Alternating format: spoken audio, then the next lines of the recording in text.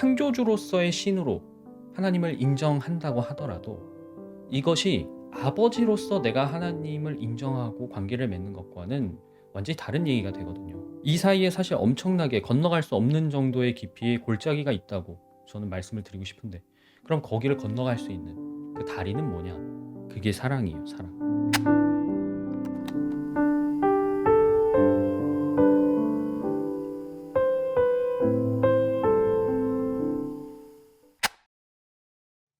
요한복음 3장 14절에서 18절까지 제가 읽도록 하겠습니다. 모세가 광야에서 뱀을 든 것 같이 인자도 들려야 한다. 그것은 그를 믿는 사람마다 영생을 얻게 하려는 것이다.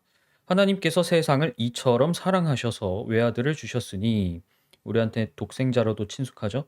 이는 그를 믿는 사람마다 멸망하지 않고 영생을 얻게 하려는 것이다.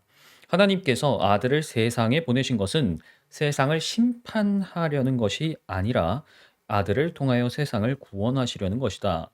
아들을 믿는 사람은 심판을 받지 않는다.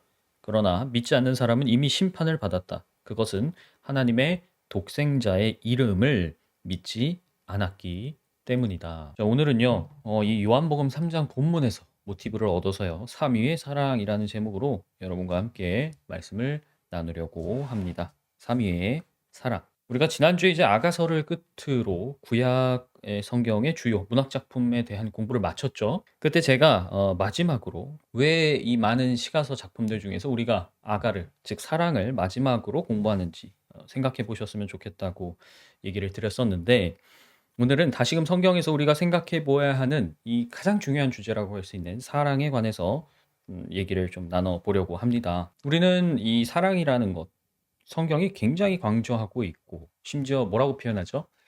모든 것 중에 으뜸이다라고 표현한다는 것을 잘 알고 있습니다.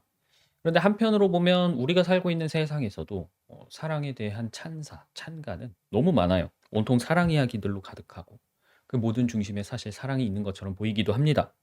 자, 그러면 도대체 하나님이 말씀하는 사랑, 성경이 이야기하는 사랑과 우리 세상에서 관념적으로 이해하고 있는 사랑은 무엇이 다른가? 뭐 얼핏 보면은 뭐 기독교도 성경도 하나님도 사랑 얘기하고 이 세상에서도 사랑 얘기하니까 비슷해 보일지도 모르겠어요. 그러나 하나님께서 처음에 온전하게, 완전하게 창조하셨던 이 세상이 죄로 인해서 그 완전성을 잃어버린 것처럼, 오늘날 세상에서 사람들이, 인간이 그냥 타고나게 이해하고 갖고 있는 관념적인 사랑은 죄성으로 인해서 마찬가지로 분명히 어느 부분에서는 때가 타 있다는 것을 알 수 있게 됩니다. 그걸 인정하지 않는 분이 계시다 하더라도 그 사람의 사랑 역시 하나님의 사랑과 1대1로 견준다면, 그 어느 누가 나는 하나님의 사랑처럼 흠없이 완전하고 온전하게 사랑할 수 있다라고 자랑할 수는 없을 거라고 생각을 해요. 일단 우리는 항상 이 점을 인지해야 됩니다. 인간은 불완전한 존재예요. 우리가 불완전한 존재라는 것은 우리의 사랑도 온전하기 어렵다는 것을 시사하죠. 저는 그래서 하나님께서 처음부터 우리에게 사랑을 주셨고 다시금 우리에게 사랑에 관해서 가르치고 계시는 것이 아닌가 생각을 좀 해봅니다. 우리의 구원도 처음부터 하나님의 사랑에서 나온 것이다라고 지금 요한복음 본문에서 예수님이 이야기를 하고 계시잖아요. 오늘 설교를 들으시면서 이런 부분들을 함께 생각을 해봤으면 좋겠습니다. 오늘 설교는요, 이제 하나님의 세 신격 혹은 위격이라고 우리가 부르는 아버지, 아들, 성령, 성부, 성자, 성령의 순서대로 각각 특징적인 부분들을 이제 소개를 해드릴 건데요. 이 특징을 잘 정리하시면서, 자, 우리가 일반적으로 사람과 맺고 있는 그 관계가 이 사랑에 어떻게 적용이 될 수 있는지, 그래서 결론적으로는 우리가 하나님의 사랑에서 어떤 본질을, 또 어떤 능력을 찾을 수 있는지를 함께 생각해 보는 시간이 되었으면 좋겠습니다. 저는 오늘 함께 나눌 이 말씀들이 우리가 많이 들었었고 또 들을 그냥 흔한 아는 사랑 이야기가 아니라 내가 생각했던 사랑 혹은 나의 사랑에 대한 어떤 흠결을 잘 발견하고 나에게 부족한 부분을 주님의 사랑으로부터 꾹꾹 눌러 담아서 보다 온전한 사랑으로 발돋움하는 그런 소중한 시간이 되기를 기대합니다. 자, 삼위의 사랑, 아버지의 사랑입니다. 아버지의 사랑 첫 번째. 하나님의 신격은 보통 삼위로 나누죠. 삼위. 그 중에서도 가장 먼저 우리가 흔히 성부라고 부르는 이제 아버지로서 하나님의 사랑에 대해서 좀 얘기를 해볼까 해요. 자, 우리가 뭐 성부, 성자, 성령 이 세 분이 계시는데 그 중에서도 가장 첫 번째로 성부, 아버지의 사랑에 관해서 가장 먼저 이야기를 또 생각을 해 봐야 되는 건 뭐냐면 아버지가 인간인 우리와 맺는 모든 관계의 시작이 되기 때문입니다. 그러니까 하나님이라는 존재가 우리와 관계를 맺는 가장 첫 번째 시작이 바로 아버지이기 때문에 그래요. 여러분도 아시다시피 아버지 없는 자녀가 있습니까? 없죠. 물론 여기서 말씀드리는 아버지는 이제 생부를 말하는 거예요. 그 어떤 사람도 아버지의 씨를 받지 않고서는 태어날 수가 없습니다. 이 명확한 사실은요, 하나님께서 아버지로서 우리를 창조하셨고, 동시에 그렇기 때문에 첫사람이었던 아담을 아들처럼 여기셨던 이유에 대해서도 설명을 해주고 있는 거예요. 그리고 독특한 점은요, 사실 우리 자연계에서는 이게 너무나 자연스럽게 일어나는 일이라서 당연하게 우리가 생각을 하고 있지만 어떤 현상이냐면 자녀는 아버지로부터 나온 생명체이지만 아버지와 같은 사람임에도 분명히 다른 존재라는 겁니다. 자, 같지만 다른 거예요. 이것을 성경은 하나님의 관점에서 닮았다라고 표현을 하고 있습니다. 닮았다라는 말은 무슨 뜻인가요? 두 대상이 서로 비슷하게 생겼거나 아니면 비슷한 성질을 갖고 있다는 거예요. 하나님은 처음에 사람을 자신의 형상대로 빚으셨습니다. 그리고 그 사람을 마치 자신의 아들처럼 대우하셨죠. 당신과 닮게 창조된 우리를 이렇게 아들처럼 여기시는 것이 전혀 무리가 아니라는 겁니다. 우리도 좋든 싫든 누구나 부모의 유전자를 받아서 태어나니까 부모를 닮잖아요. 내가 부모를 닮은 것처럼 또한 내가 자식을 낳은다면 내 자식도 나를 닮을 겁니다. 자, 그런데 나를 닮았다 혹은 나로부터 나왔다 라는 이 사실은 우리가 소위 말하는 내리사랑의 원천이 되는 겁니다. 자식을 향한 부모의 사랑, 그걸 자식이 다 알 수 있는가? 과연 부모가 자식을 사랑하듯이 자식이 부모를 사랑할 수 있는가? 우리 말에도 이런 얘기가 있죠. 부모는 열을 키워도 열 자식이 한 부모 못 모신다는 그런 얘기가 있잖아요. 물론 우리 주변에서 안타까운 소식들을 듣습니다. 종종 정말 저런 사람이 부모인가? 라고 싶을 정도의 슬픈 이야기를 듣기는 하지만 제가 지금 드리는 이야기는 그냥 평범한 보통의 부모를 가정하고 이렇게 얘기를 드리는 거예요. 자식을 향한 부모의 사랑은요, 이 위에서 아래로, 그러니까 높은 곳에서 낮은 데로 흘러가는 아주 거대한 물줄기와 같습니다. 그 물줄기를 누가 막을 수 있겠어요? 그 흐름을 거스른다는 것은요, 마치 연어가 강상류로 거슬러 오는 것처럼 자기의 목숨을 바칠 각오를 하고 모든 진을 다 빼야 하는 일이 될 수도 있을 겁니다. 그리고 우리는 여기서 아버지로서 하나님을 바라볼 때 창조주로서 피조물을 부모와 자식 관계로 대입할 수 있는 하나의 팁을 얻게 되는 거예요. 우리가 유념해야 될 한 가지 사실은 뭐냐면요. 하나님은 우리를 창조하기로 선택하셨다는 겁니다. 이 선택이 왜 중요하고 놀라우냐? 하나님은요. 자신이 창조한 인간들이 어떤 선택을 내리고 어떤 결정을 해서 어떻게 살아갈지를 이미 알고 계셨어요. 즉 인류가 이렇게 구원을 필요로 하는 중대한 문제에 빠질 것을 다 아셨다는 겁니다. 우리 역사가 지금처럼 흘러갈 걸 다 아셨는데도 우리를 창조하기로 선택하셨다는 거예요. 이런 말 있죠. 모르는 게 약이다. 네, 우리가 흔히 공감하는 것 중에 하나지만 무지하면 용감합니다. 왜? 모르니까. 근데 자기가 애정할 자식처럼 여길 그 인간이 어떤 선택을 할지 어떤 길로 갈지 다 아는데 그럼에도 불구하고 내가 그 모든 것을 감내하겠다라고 결정하신 그 하나님의 결심 또 하나님의 선택에 대해서 사실 저는 이해할 수 없어요. 그건 저는 앞으로도 제가 인간으로서 이해할 수 있는 영역은 아니라는 생각이 좀 듭니다. 물론 제가 하나님과 동행하면서 하나님의 그 마음을 아주 조금은 '아 그래서 하셨겠구나.'라고 추정해 볼 수는 있겠습니다만 그 너비와 길이 성경의 표현대로 높이와 깊이에 대해서 제가 어떻게 측량을 할 수 있겠어요. 이전 설교에서도 말씀드렸는데 하나님은 아버지로서 가정을 가장 먼저 세우신 분입니다. 그래서 동시에 우리에게는 영원한 집이시기도 해요. 본향이라고 부르잖아요, 우리가. 내가 나의 부모에게서 나왔다는 사실처럼 우리가 하나님으로부터 창조되었다라는 사실은 부정할 수 없어요. 하지만 우리가 하나님에 의해서 창조되었기 때문에 우리는 언제든 하나님께 돌아갈 수 있습니다. 하나님은 아버지로서 당신의 자녀가 설령 자기를 부인하고 집을 떠나서 재산을 탕진하며 방황해도 그 아이가 회개하고 돌아온다면 언제든지 용서하고 받아줄 준비가 되어 있는 분이세요. 이 점에 있어서 우리가 하나님이라는 분을 아바, 무슨 뜻이죠? 아버지란 뜻이죠. 아버지라고 부른다는 사실은 굉장히 중요합니다. 창조주로서의 하나님을 내가 아버지라고 부른다면 그 고백은 어떤 의미를 담고 있어요? 그분이 나를 낳았어. 그리고 동시에 내가 돌아갈 수 있는, 언제든 돌아갈 수 있는 유일하고 가장 완전한 집이 있다라는 고백이 되기 때문에 그렇습니다. 특이하게도 우리와 하나님은 아버지와 자녀로서 주인과 종의 관계도 맺고 있거든요. 이 주인과 종의 관계는요, 모든 신격에 대한 사랑을 이야기할 때, 그러니까 두 번째, 세 번째 소주제에서도 제가 거듭 이야기를 드릴 건데요. 독특한 지점은요, 이 주인과 종에서 나타나는 사랑이 이 각 신격의 특징과 다 다르면서도 또 한편으로는 그 모든 것을 묶는 핵심 역할을 한다는 거예요. 하나님 아버지는 만물을 창조한 분으로서 성경에서 만주의 주라고 불리십니다. 만물의 주인이라는 뜻이에요. 성경은 우리 아버지가 창조주로서 만물을 다스린다라고 선언하고 있는데, 우리가 이거를 조금 이제 신학적인 표현으로 창조주의 주권, 하나님의 주권 뭐 이런 식으로 표현을 하죠. 주권이라는 개념으로. 이 자녀로서 아버지에 대한 권한에 대해서 우리가 의문을 품는 순간이 종종 올 수도 있습니다. 하나님이 우리를 아버지로서 사랑하신다면 어째서 우리가 아프도록 슬프도록 악에 노출되도록 허락하시는가 묻게 될 때도 있어요.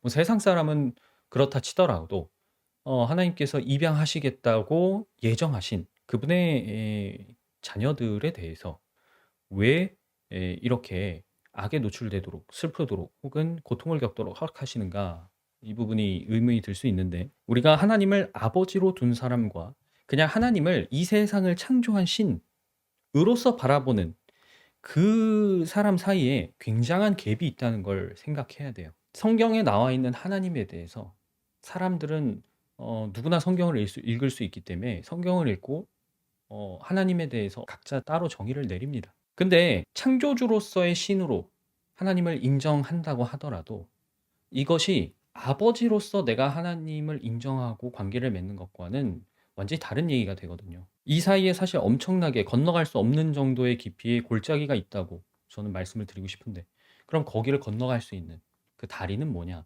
그게 사랑이에요, 사랑. 자, 만약에 하나님을 이 세상을 창조한 신으로서 그냥 인정하고 바라본다면 그분이 아버지로서 피조물인 나에게 베풀고 있는 사랑에 대해서는 알기가 어렵습니다. 만물의 주인으로서 하나님이라는 분과 또 아버지로서 하나님, 이 두 개념을 이어주는 핵심 다리는 사랑 외에는 없어요. 누구든 사랑을 통해서 건너가지 않고서는 그 사이에 있는 엄청난 골짜기를 건너갈 방법이 없는 겁니다. 아버지의 사랑은요, 만물의 주인인 그분이 내 아버지가 됐을 때 우리에게 허락하시는 어떤 일에 대해서든 의미를 갖게 만들고 의미를 완성시켜주는 그런 힘이 있어요. 분명히 하나님은 만물의 주인으로서 모든 걸 하실 수 있습니다. 거기에는 의심의 여지가 없어요.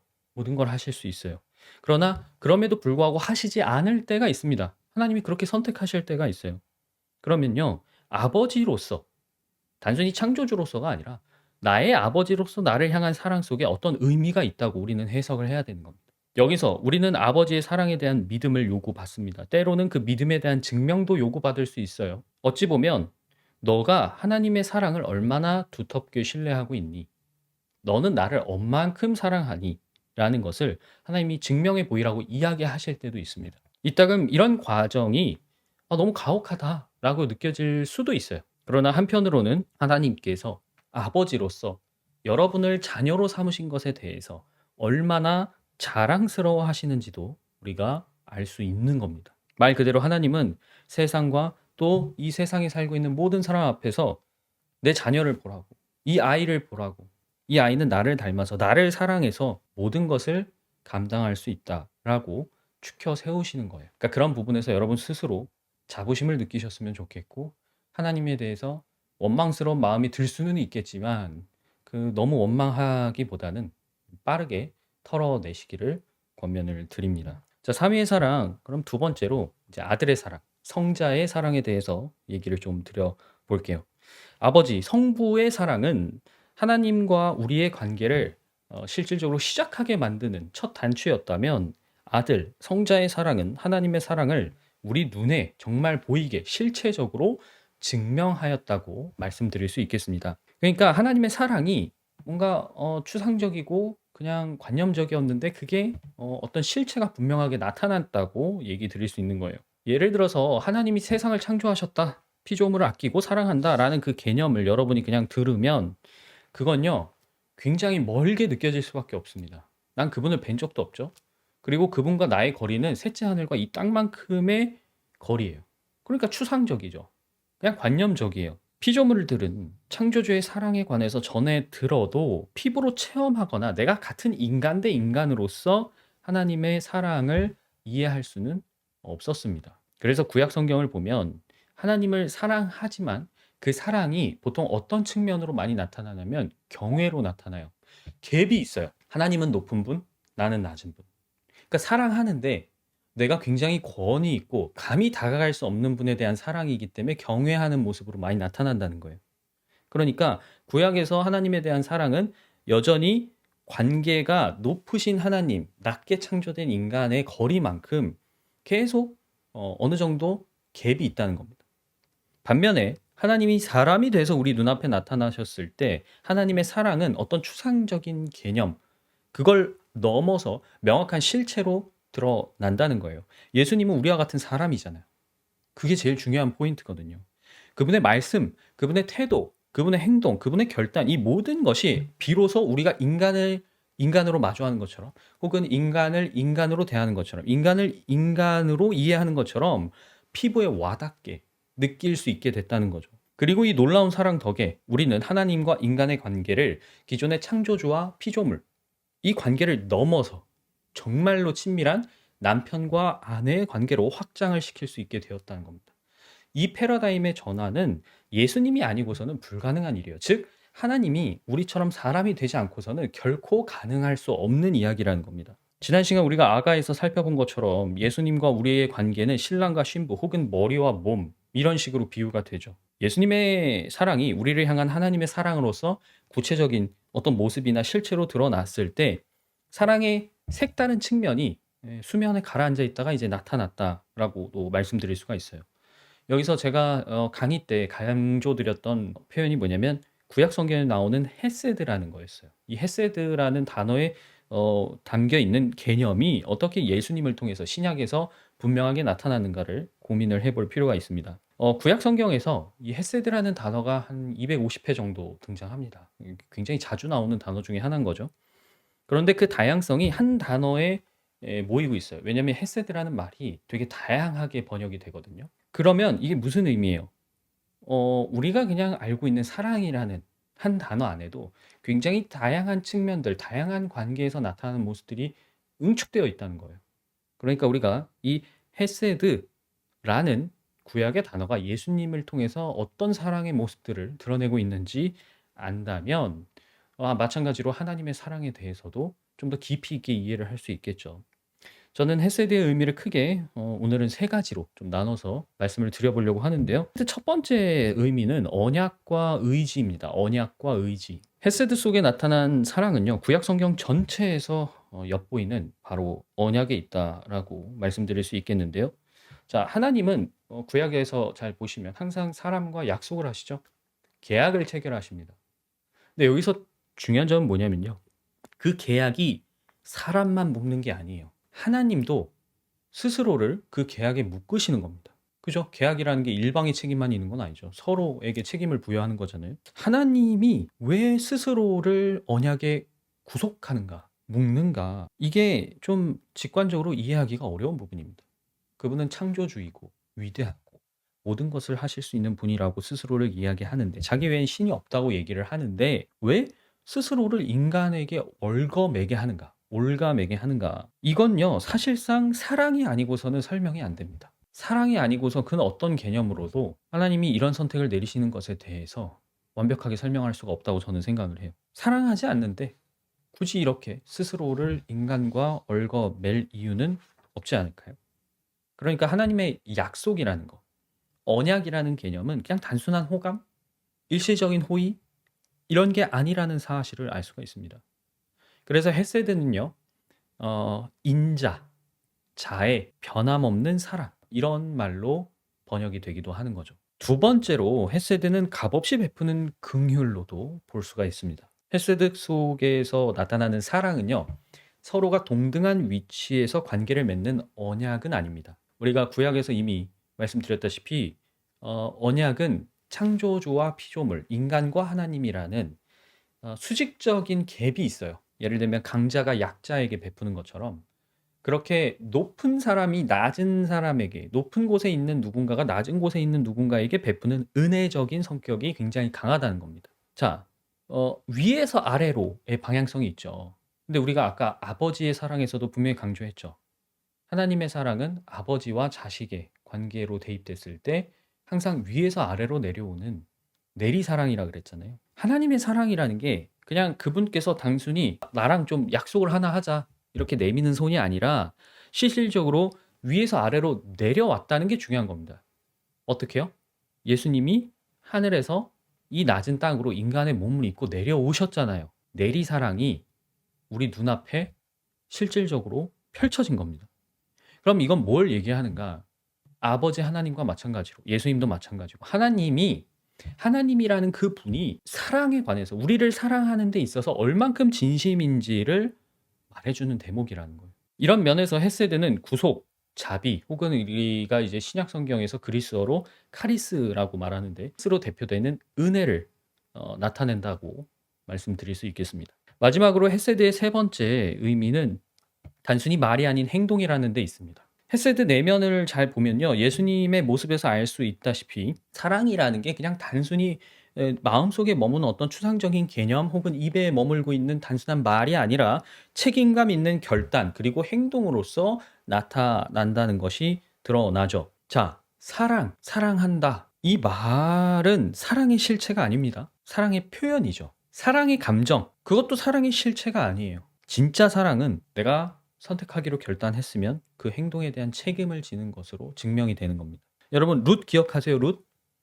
룻기의 룻은 남편을 먼저 떠나 보냈죠. 그때 시어머니였던 나오미는 며느리인 롯에게 나 놔두고 너 갈 길 가라고 했습니다. 며느리한테 미안한 거죠. 남편도 잃었는데 자기까지 모시고 살아야 된다는 게 시어머니 입장에선 미안하니까 나는 알아서 살 테니 너도 너의 인생을 살아라. 그렇게 얘기를 했으나 룻은 끝까지 자기가 시어머니를 책임지겠다고 결심을 한 겁니다. 그게 룻의 사랑이었어요. 룻은 시어머니를 사랑한 겁니다. 그리고 보아스는 바로 그런 룻의 결정을 헤세드라고 칭찬을 했습니다. 마찬가지로 다윗과 요나단의 우정도 헤세드적인 관계라고 볼 수 있어요. 이 두 사례는 상대방을 위해서 내가 기꺼이 결단하고 그 결단을 실행에 옮긴다는 공통점이 있잖아요. 그러니까 사랑의 측면이라는 것이 뭐 우리가 단순히 남녀의 애정 그런 개념으로만 생각할 게 아니라는 겁니다. 이처럼 구약 성경에서 아버지의 모습 안에서 자주 나타났던 그 헤세드적인 개념이 신약에서 예수님을 통해 분명히 실체가 드러났고 완성이 되었다고 얘기를 드릴 수가 있는데요.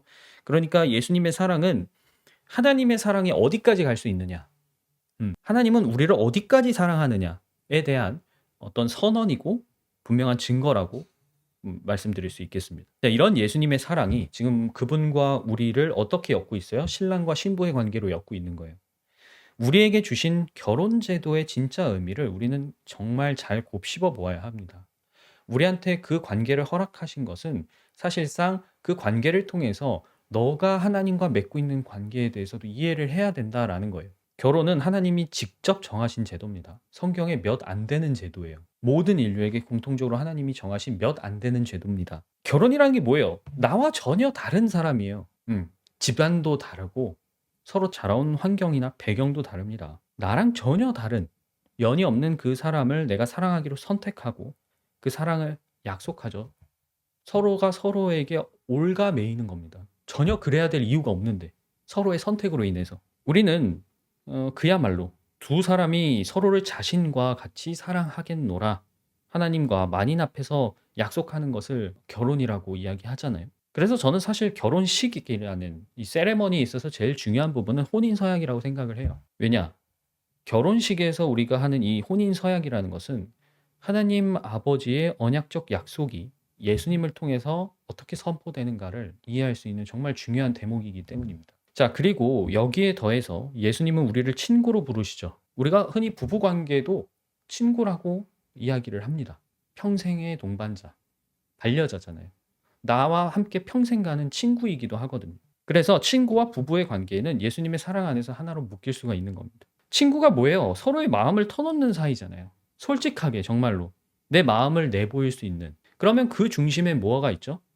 우리가 소위 말하는 우정이라는 게 있죠. 우정. 여러분은 우정의 핵심이 뭐라고 생각하세요? 저는 서로가 같이 공유하고 있는 같은 뜻에 있다고 생각을 합니다. 같은 뜻이 나와 그 사람의 마음, 나와 그 사람의 생각을 똑같게 만들고 그것이 정이에요.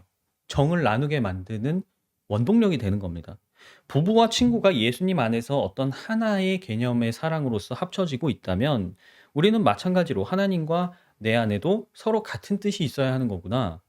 그분의 마음, 그분의 생각이 나도 같은 마음과 생각으로 하나 되어 완전한 연합을 이뤄야 하는구나 라고 생각해 볼 수가 있다는 것이죠. 그리고 예수님의 사랑에서도 마찬가지로 주인과 종의 관계가 있습니다. 아버지의 관계에서는 만물의 주인으로서 하나님의 지위가 좀 부각이 되었다면 예수님과 우리가 맺고 있는 주인과 종의 관계는 지금 계속 말씀드린 친구에 좀 더 초점이 맞춰져 있어요. 예수님은 이 같은 요한복음에서 제자들을 향해서 내가 너희를 종이 아니라 친구로 대하겠다고 말씀을 하셨죠. 그 이유로 우리에게 당신이 어떤 뜻, 어떤 생각, 어떤 계획을 갖고 계신지 알려주실 것이기 때문이라고 분명히 말씀하셨습니다. 그러니까 내가 너희를 더 이상 종이 아니라 친구로 대할 거고 부를 거야 라는 선언은 만물의 주인으로서 하나님이 어떤 뜻을 갖고 계시는지에 대해서 오직 그리스도, 예수님 안에서만 완전히 이해하고 파악할 수 있다는 것을 시사하고 있습니다. 자, 우리가 예수님을 통해서 하나님과 맺는 가족의 관계를 잘 보면 부모나 자녀, 남편이나 아내, 혹은 형제와 자매, 친구와 친구 이런 관계를 통해 하나님의 사랑에 담겨 있는 다양한 측면들 그리고 그 사랑의 교훈이 전달하는 하나님의 뜻을 알 수 있게 된다는 겁니다. 그래서 예수님을 통해서 제자의 도도 주인과 종이 아니라 친구의 측면으로 바뀌었다는 것을 잘 생각을 해봐야 됩니다. 자, 삼위의 사랑 마지막으로는 그럼 성령의 사랑에 대해서 이야기를 드리려고 하는데요.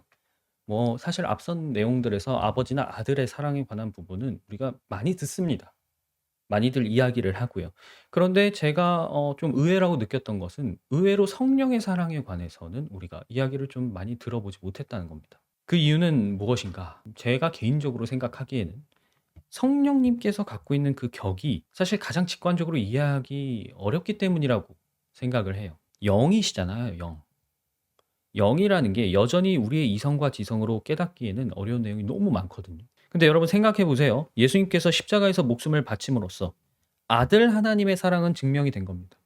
근데 그 아들이 셋째 날에 살아났죠. 그걸 누가 살리셨다고 얘기해요? 아버지가 살리셨다고 얘기를 하거든요. 그러므로 아버지의 사랑도 증명이 된 겁니다. 아들을 죽게 내버려 두시지 않았다는 점에서. 근데 그 다음 사건을 보면 예수님은 하늘로 올라가셨죠. 물론 다시 오시겠다고 하셨지만. 그러면 다시 오시기 전까지 이 땅에 남아있는 그분의 아들, 신부, 친구, 형제, 자매 이 모든 관계는 버림을 받은 것이냐? 아니라는 거죠. 남아있는 우리가 경험하고 체감할 수 있는 하나님의 사랑은 어디서 오느냐? 이 문제를 해결하기 위해서 하나님이 장신의 영, 아들의 영, 그리스도의 영이라고 불리는 성령님을 주신 것이죠. 하나님의 사랑이 단순히 갈보리 십자가라는 그 과거에 머물지 않고 지금 그리고 앞으로도 영원할 수 있는 이유는 저는 성령님께 있다고 강조를 드리고 싶습니다. 성령님은 지금 바로 하나님의 자녀인 우리 안에 거하고 계시죠. 이것은 임마누엘의 실현입니다. 임마누엘의 실현. 임마누엘, 우리와 함께 계시는 하나님. 예수님 하늘로 올라가셨는데 어떻게 우리와 함께 계시죠? 영으로. 우리와 함께 계시는 하나님이 지금 우리의 눈앞에서 펼쳐지고 있다는 거예요. 단지 보이지 않을 뿐이죠. 그러니까 하나님은 우리를 향한 하나님의 사랑을 단순히 과거에 나타낸 것으로 끝내는 것이 아니라 지금 이 순간에도 실시간으로 증명하고 계시다는 겁니다. 자, 우리가 옛날 구약 성경에서 보는 것처럼 하나님이 내 눈에 뭐 직접 보이게 나타나시거나 아니면 막 천둥 같은 소리로 나한테 이야기를 하시지 않아도 선지자나 제사장들처럼 어떤 특정한 사람들을 통해서 내가 하나님과 소통하지 못한다 하더라도 누구나 이제는 성령님을 통해서 말씀과 기도로 하나님과 직접적인 소통이 가능해졌다는 거예요. 만약 예수님을 통해서 위대한 아버지, 위대한 아들, 그 사랑이 나타났다 하더라도 성령의 사랑이 우리 안에 부어지지 않았다면 지금 우리가 현재의 삶에서 이 세상에서 사는 삶에서 누리는 은혜는 반타작이 됐을지도 몰라요. 왜? 여전히 우리가 하나님과 소통하기 위해서는 특별한 사람들에게 의존해야 했을 거니까요. 그러나 하나님의 설계를 잘 보세요. 하나님은 우리 각자가 독립적인 성전이 되도록 만드셨습니다. 근데 동시에 우리가 같은 성령을 나누어 받았잖아요. 그렇기 때문에 같은 영을 가지고 있는 우리가 하나의 몸으로 거대하게 묶이는 겁니다. 그래서 공동체가 또 하나의 거대한 성전으로서도 지어져 가게 하신 거예요. 이 두 가지를 하나님께서는 하나로 합쳐 놓으신 겁니다. 이 섬세한 설계를 보면 내가 하나님께 받은 사랑을 어떻게 이해해야 되는가, 동시에 나는 그걸 어떻게 실천해야 되는가, 이 부분에 대해서 하나님이 어떤 의중을 갖고 계시는지를 잘 알 수 있게 된다는 거죠. 성령님의 사랑에서 핵심은 무엇이냐면요. 예수님 안에서 혹은 예수님을 통해서 나타난 그 사랑의 실체가 내 밖에 있는 게 아니라 내 안에서, 나라는 존재 안에서 직접적으로 구현된다는 게 핵심입니다. 이 성경에서 보면 성령님을 뭐라고 부르죠? 보혜사라고도 알고 계시지만 쉽게 얘기해서 위로자, 영어로 하면 컴포터죠. 그 다음에 상담자, 카운셀러입니다. 이런 식으로 성령님을 명명하는데 그분의 이런 이름을 보면 친구로서 우리가 나눌 수 있는 굉장한 친밀한 교제를 가리키고 있구나라는 사실을 알게 돼요. 이제 저희 자매도 상담 공부를 하고 있지만 인간 상담사는 가까운 관계를 맺고 있는 사람과 상담하지 않는 게 원칙입니다. 내담자와 거리가 가까우면 안 되는 이유는 분리가 안 되기 때문이에요. 근데 성령님은 그렇지 않으시죠. 오히려 성령님은 우리 안에서 그 누구보다 가장 나와 가까운 관계를 맺고 계시거든요. 그러면서 우리를 공감하시죠. 위로하세요. 그리고 그러면서 우리에게 또한 상담을 하세요. 조언을 하십니다. 이건요, 사람은 할 수 없는 일이에요. 그러나 하나님의 영은 하실 수 있다는 것이죠. 바로 이 지점에서 하나님이라는 분은 나의 영원한 친구가 될 수 있구나 라는 것을 우리가 알 수 있게 되는 겁니다. 정말 시시콜콜한 일부터, 그리고 때로는 정말로 머리를 쥐어뜯게 만드는 무거운 고민까지 내가 성령님께 전부 털어놓고 속 시원할 수 있는 친구가 있는 것이고 영원한 동반자가 있는 거예요. 그리고 아주 중요한 성령님의 능력이 하나 더 있습니다. 뭐예요? 바로 앞서 예수님과 우리가 하나의 몸이 될 수 있도록 엮으실 수 있는 핵심이 누구한테 있느냐? 바로 성령님께 있다는 겁니다. 우리가 앞서 예수님과 우리가 한 몸이 되는 관계를 신랑과 신부, 남편과 아내의 관계로서도 이야기를 했었는데, 결혼에 있어서 보면 성경에 이런 표현이 나오죠. 한 몸이 되는 것이다. 부부란 한 몸이 되는 것이다. 근데 여러분, 이 말씀이 어떤 의미라고 생각을 하세요? 그냥 표면적으로 보면 뭐 단순히 그냥 육체적으로 관계를 맺는 건가? 라고 이해를 해볼 수도 있겠지만, 바울이 말하고 있는 바를 잘 보면 단순히 그런 의미가 아닙니다. 우선 바울은 에베소서 5장에서 그리스도와 교회의 신비, 예수님과 교회가 공동체적으로 한 몸이다, 남편과 아내이자 머리와 몸이다 라는 이 신비를 얘기할 때 부부의 육체적인 결합이 하나님과 우리가 어떻게 영적으로 하나 되는지를 보여주는 일종의 시각적 모형이라고 얘기를 했어요. 그리고 고린도전서 6장에 보면 음행을 경고할 때 몸의 결합은 영적인 문제인 것이다 라고 시사를 하고 있습니다. 고린도전서 6장 16절 17절에 이런 구절이 있어요. 창녀와 합하는 사람은 그와 한 몸이 된다는 것을 알지 못합니까? 두 사람이 한 몸이 될 것이다 하신 말씀이 있습니다. 그러나 주님과 합하는 사람은 그와 한 영이 됩니다 라고 했어요. 우리 몸은요, 영이 거하는 집이라고 생각하시면 됩니다. 그럼 육체적 결합은 뭐예요?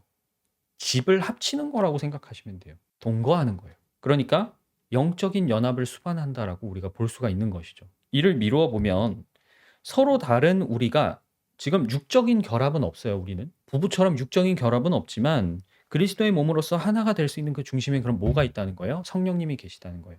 우리는 같은 영을 가지고 있다는 것이죠. 바로 여기서 우리가 서로를 형제, 자매라고 부르는 이유가 나오는 겁니다. 예수님께서 우리에게 같은 영을 나눠주기 위해서 사실상 목숨을 바치신 것이고, 하나님은 예수님을 믿는 그 사람들을 이 성령으로 다시 태어나게 해서 모든 관계를 새롭게 정립하신 거예요. 창조주로서 아버지를 하나님 아버지로 바꾸신 것이고, 그 다음에 아들 예수님을 형제이자 남편이자 동시에 친구로서 바꿔 놓으신 것이죠.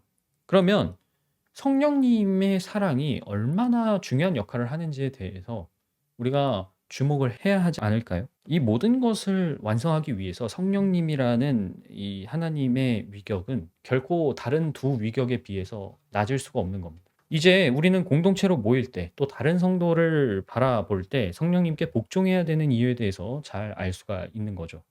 우리가 아버지로부터 나누어 받은 그 영께 순종을 해야 아버지, 아들, 성령과 어떻게 돼요? 동일한 마음, 동일한 생각, 동일한 뜻을 품을 수 있게 되는 겁니다. 바울이 이걸 뭐라고 표현해요?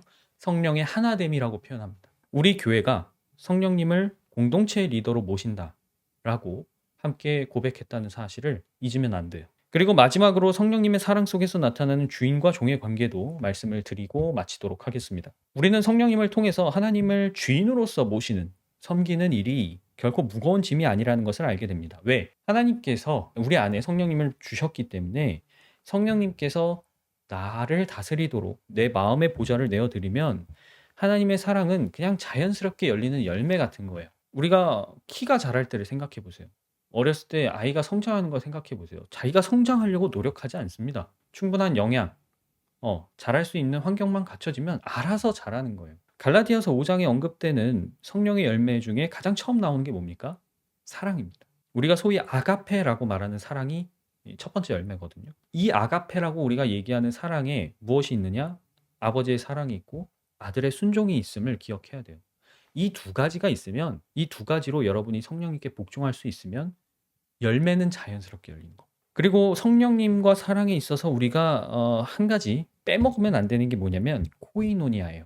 그리스어로 코이노니아 하면 교제, 참여라는 뜻입니다. 성령님은요, 그냥 내 옆에서 자리를 지키는 분이 아닙니다. 여러분이 성령님을 그런 분으로 생각하거나 그런 분으로 대하고 있으면 여러분이 받을 수 있는 은혜의 창구를 그냥 여러분이 문을 닫아버리는 거랑 똑같은 거예요. 성령님은 자리 지키는 분이 아니에요. 우리와 사귀는 분입니다. 사귐의 핵심은 뭐예요? 교제예요. 우리가 성령을 통해서 서로 교제하는 자리에 성실히 참여하는 거. 그게 그리스도의 이름으로 모이는 자리에 참여하는 거죠. 이건 그 자체로 이미 여러분이 성령님과의 교제를 확장시키고 더 나아가서 어떤 면에서는 사역을 하시는 겁니다. 저는 개인적으로 공동체 교제에 성실하게 참여하시는 것부터가 여러분이 하나님의 사역에 동참하는 첫 걸음이라고 말씀을 드리고 싶어요. 성령과 사귀는 사람은 다른 지체들과도 당연히 사귑니다. 나는 성령과 교제를 해 라고 하면서 다른 지체들과 사귀지 않는 사람이 있다면 그거는 어불성설이에요. 자기 안에 어떤 모순이 있는 겁니다. 그래서 성령의 사랑에서 아가페라는 사랑, 그리고 코이노니아라는 교제와 참여에 대해서 우리가 절대로 놓치지 않아야만 내가 하나님을 섬기는 종의 입장에 있을 때 하나님께서 나한테 지으신 멍에가 무겁지 않을 수 있다. 강조를 드립니다. 오늘은 사실 뭐 짧은 시간 안에 다 다룰 수는 없지만 그래도 제가 최대한 삼위의 사랑에 관해서 이야기를 좀 나눴는데요.